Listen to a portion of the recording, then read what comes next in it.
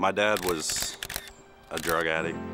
My mom was, I guess, out of touch with reality. She was in prison twice, and finally the state stepped in. I guess the best answer that I ever got was Psalms 27:10, where when my mother and father forsake me, then the Lord would take me up.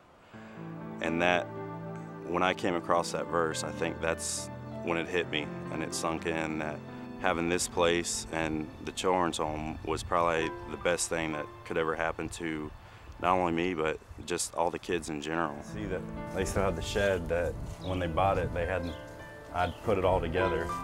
The Tennessee Baptist Children's Home, the house parents here, they actually care for the kids and make the kid believe that they can do it and stand behind them 100% and support them.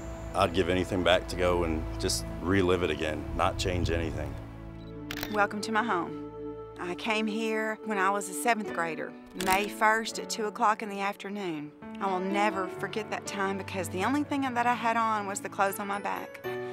And I was coming from a very dysfunctional family, but this is my home. My happiest times of my childhood were spent here. This is why I call it home. There are a lot of good memories out here.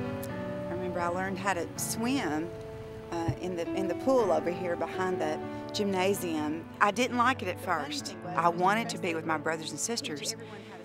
But being stable in a cottage where there's the daily routine of school and church and being fed and chores, and that's important to a child. Love and structure is important to a child. This is still my home, and I'm very partial to it.